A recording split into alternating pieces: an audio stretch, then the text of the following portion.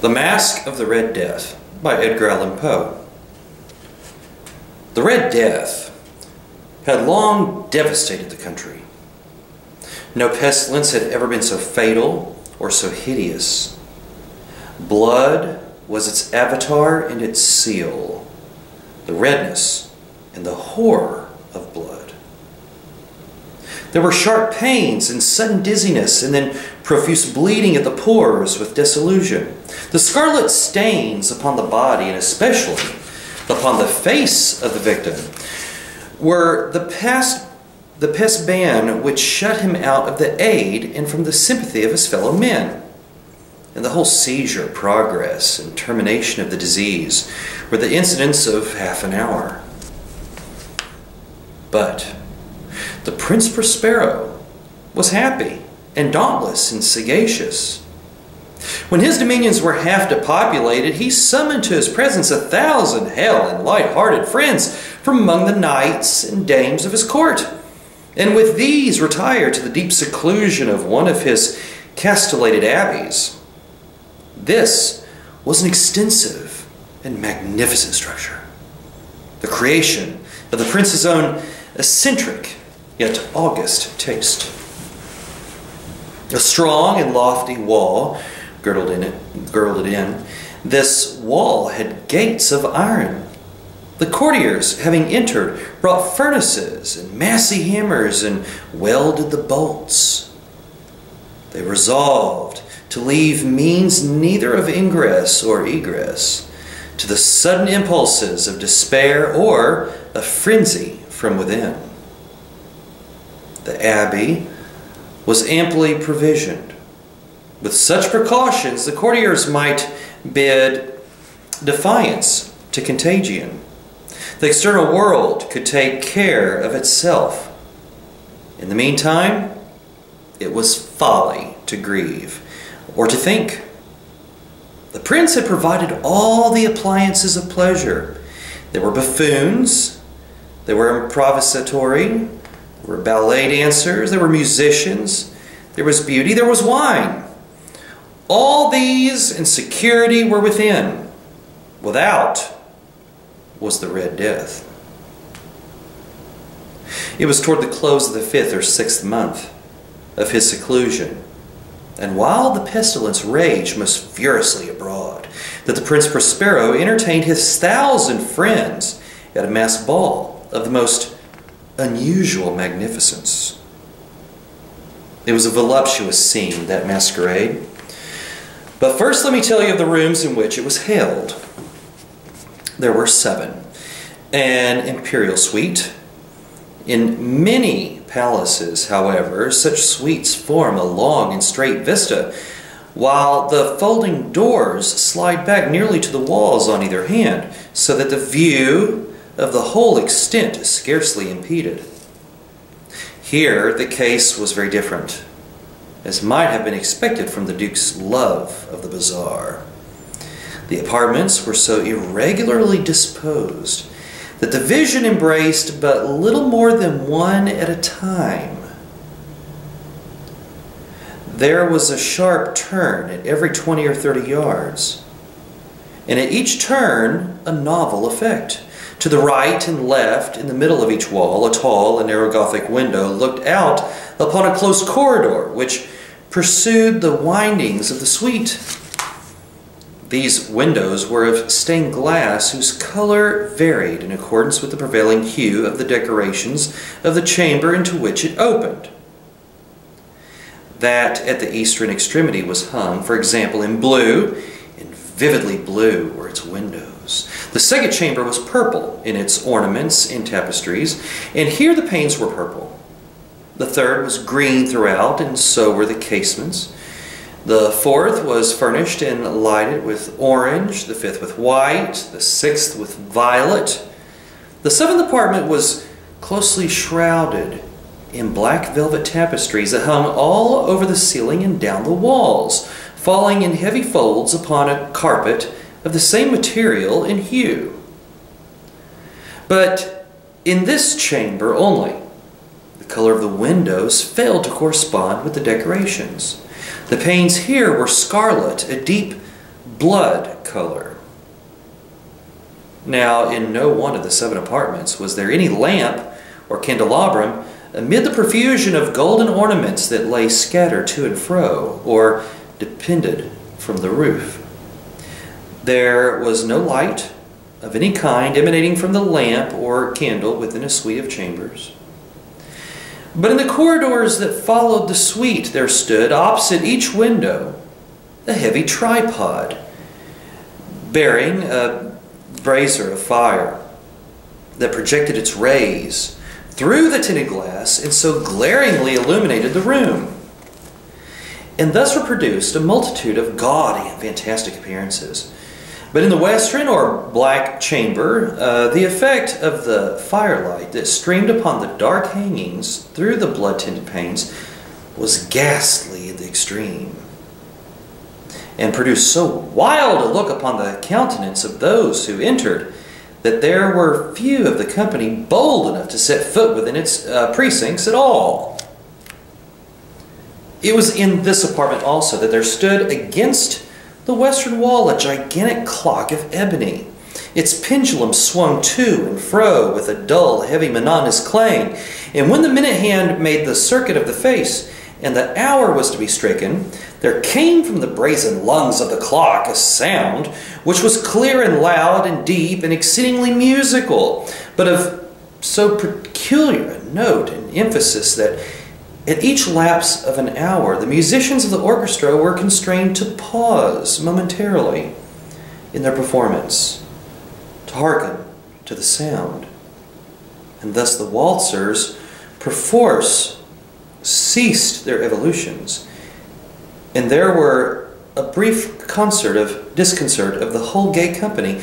And while the chimes of the clock yet rang, it was observed that the giddiest grew pale, and the more aged and sedate passed their hands over their brows, as if in a confused reverie or meditation.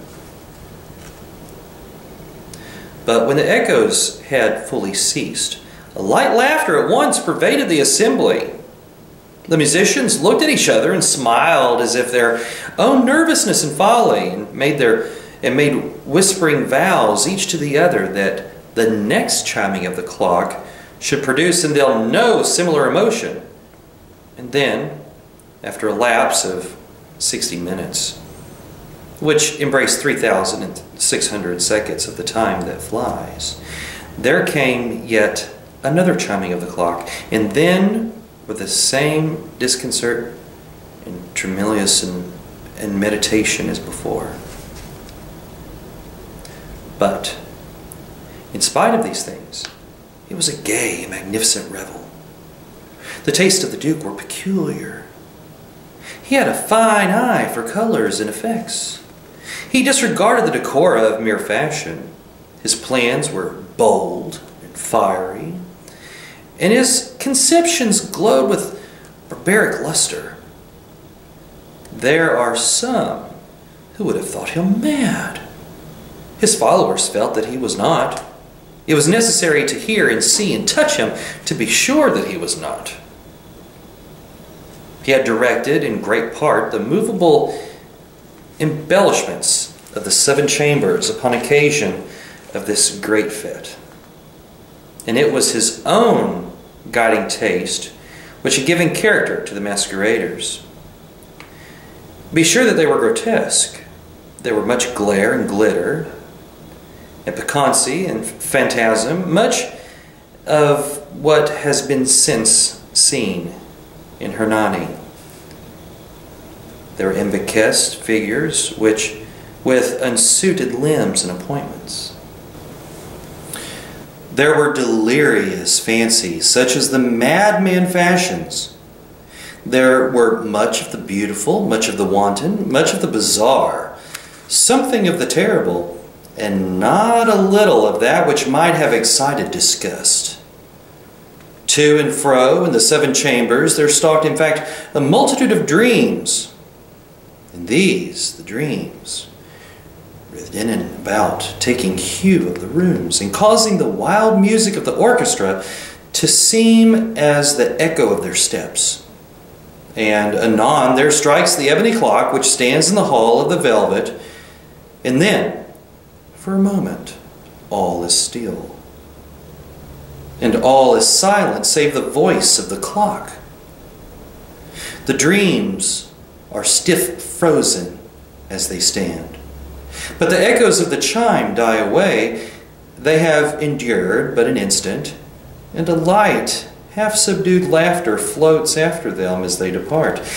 And now again the music swells, and the dreams live, and writhe to and fro more merrily than ever, taking hue from the many-tinted windows through which stream the rays from the tripods. But to the chamber which lies most westwardly of the seven, there are now none of the maskers who venture, for the night is waning away, and there flows a ruddier light through the blood-colored panes, and the blackness of the sable drapery appalls. And to him whose foot falls upon the sable carpet, there comes from the near clock of ebony a muffled peal more solemnly emphatic than any which reaches their ears who indulge in the more remote gaieties of the other apartments. But these other apartments were densely crowded, and in them beat feverishly the heart of life. And the revel went whirlingly on until at length there commenced the sounding of midnight upon the clock. And then the music ceased, as I have told, and the evolutions of the waltzers were quieted, and there was an uneasy cessation of all things as before. But now there were 12 strokes to be sounded by the bell of the clock. And thus it happened, perhaps, that more of thought crept, with more of time, into the meditations of the thoughtful among those who reveled. And thus too it happened, perhaps, that before the last echoes of the last chime had utterly sunk into silence, there were many individuals in the crowd who had found leisure to become aware of the presence of a masked figure, which had arrested the attention of no single individual before. And the rumor of this new presence having spread itself whisperingly around, there arose at length from the whole company a buzz, a murmur, expressive of disapprobation and surprise. Then finally, of terror, of horror, and of disgust.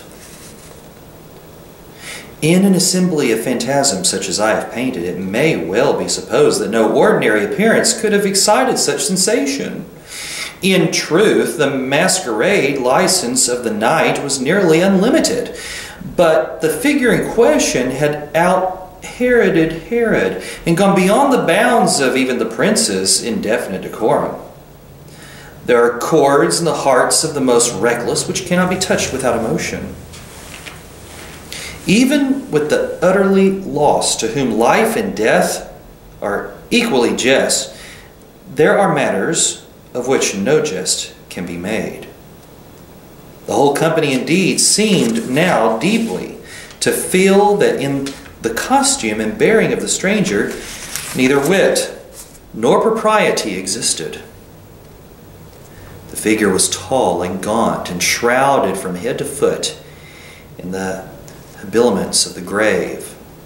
The mask which concealed the visage was made so nearly to resemble the countenance of a stiffened corpse that the closest scrutiny must have had difficulty in detecting the cheat. And yet all this might have been endured, if not approved, by the mad revelers around. But the murmur had gone so far as to assume the type of the Red Death. His vesture was dabbled in blood, and his broad brow, with all the features of the face, was bespeckled with the scarlet horror. When the eyes of Prince Prospero fell upon this spectral image, which, with a slow and solemn movement, as if more fully to sustain its role, stalked to and fro among the waltzers, he was seen to be convulsed in the first movement with a strong shudder, either of horror or distaste, but in the next his brow reddened with rage. "Who "Who dares," he demanded hoarsely of his courtiers who stood near him, "who dares insult us with this blasphemous mockery? Seize him and unmask him, that we may know whom we have to hang at sunrise from the battlements." It was in the eastern or blue chamber in which stood the Prince Prospero as he uttered these words. They rang throughout the 7 rooms loudly and clearly, for the prince was a bold and robust man, and the music had become hushed at the waving of his hand. It was in the blue room, where stood the prince with a group of pale courtiers by his side. At first, as he spoke, there was a slight rushing movement of this group in the direction of the intruder, who at the moment was also near at hand, and now, with deliberate and stately step, made closer approach to the speaker. But from a certain nameless awe with which the mad assumptions of the murmur had endured the whole party, there were found none who put forth hand to seize him, so that unimpeded he passed within a yard of the prince's person, and while the vast assembly, as if with one impulse, shrank from the centers of the rooms to the walls, he made his way uninterruptedly, but with the same solemn and measured step which had distinguished him from the first, through the blue chamber to the purple, through the purple to the green, through the green to the orange, through this again to the white, and even thus to the violet, ere a decided movement had been made to arrest him. It was then, however, that the Prince Prospero, maddened with rage and the shame of his own momentary cowardice, rushed hurriedly through the 6 chambers, while none followed him on account of a deadly terror that had seized upon all. He bore aloft a drawn dagger, and had approached in rapid impetuosity to within 3 or 4 feet of the retreating figure, when the latter, having attained the extremity of the velvet apartment, turned suddenly and confronted his pursuer. There was a sharp cry, and the dagger dropped gleaming upon the sable carpet, upon which instantly afterward fell prostrate in death the Prince Prospero. Then, summoning the wild courage of despair, a throng of the revelers at once threw themselves into the black apartment, and seizing the murmur, whose tall figure stood erect and motionless within the shadow of the ebony clock, gasped in unutterable horror at finding the grave cerements and corpse-like mask which they handled with so violent a rudeness untenanted by any tangible form. And now was acknowledged the presence of the Red Death. He had come like a thief in the night, and one by one dropped the revelers in the blood-bedewed halls of their revel, and died each in the despairing posture of his fall. And the life of the ebony clock went out with that of the last of the gay. And the flames of the tripods expired, and darkness and decay and the Red Death held illimitable dominion over all.